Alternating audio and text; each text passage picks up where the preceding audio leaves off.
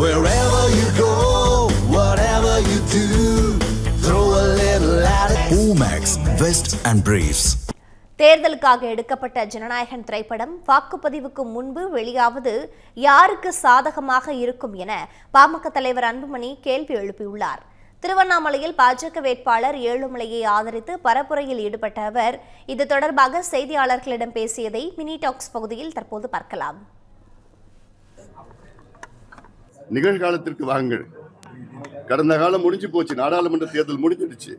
இது சட்டமன்ற தேர்தல். இது உங்களுக்கும் எடப்பாடி பழனிசாமி அவர்களுக்கு தான் போட்டி. இன்னும் பிஜேபி வந்துருவாங்க. பிஜேபி பத்தி பூச்சாண்டினா என்ன பயம் உங்களுக்கு?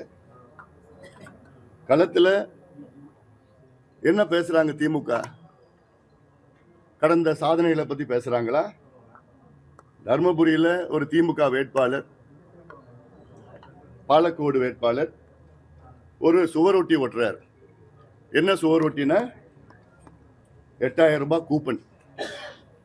அதாவது திமுக வேட்பாளர்களுக்கு ஸ்டாலின் அவர்கள் மீது நம்பிக்கை இல்லை, திமுக கடந்த 5 ஆண்டு காலம் ஆட்சி மீது நம்பிக்கை இல்லை, திராவிட மாடல் மீது நம்பிக்கை இல்லை, திமுகவுடைய தேர்தல் அறிக்கையை பற்றி நம்பிக்கை இல்லை, எதை பற்றியும் நம்பிக்கை இல்லை. ஆனால் 8000 ரூபாய் கூப்பன் கொடுக்க போறாங்களாம். அதுதான் சுவர் ஒட்டியாக, போஸ்டராக ஒட்டி கொண்டு வருகிறார்கள் என்றால் இதிலிருந்து தெரியுது திமுகவுடைய நிலை, திமுக கூட்டணியுடைய நிலை. 5 ஆண்டு காலம் தமிழ்நாட்டை சீரழித்து, பெண்களை மானபங்கம் செய்து, குழந்தைகளை கொடூரமான முறையிலே கொலை செய்து, ஊழல் கொள்ளையடித்து, சமூக நீதிக்கு எதிராக செயல்பட்டு, விவசாயிகளை தற்கொலை செய்ய வைத்து, விவசாயிகளை குண்டர் சட்டத்திலே அடைத்து, நெசவாளர்கள் என்று வறுமையில் ஏறிக் கொண்டிருக்கின்றார்கள். அரசு ஊழியர்களை எல்லாம் ஏமாற்றிய திமுகவை நிச்சயமாக மக்கள் புறக்கணித்து விட்டார்கள். எங்களுக்கு மிகப்பெரிய ஆதரவு. இந்த படத்தை எடுத்ததற்கு காரணமே இந்த தேர்தலை நோக்கி தான் இந்த படத்தை எடுத்திருக்கிறாங்க.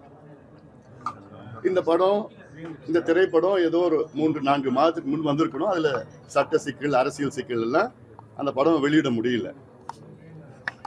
இப்போ தேர்தலுக்கு 10 நாளுக்கு முன்பு இந்த படம், அதுவும் ஹெச்டியில் 7 GB முழுமையா கரெக்டா தேர்தலுக்கு 10 நாளுக்கு முன்பு வெளியிடுறாங்கன்னா, அது யார் வெளியிட்டான்னு தெரியல, வெளியிடுறாங்கன்னா இது யாருக்கு சாதகம்?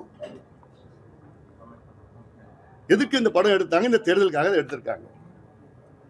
இப்ப யார் வெளியிட்டு இருக்கிறாங்க அது தெரியல. அது கண்டுபிடிக்கணும்.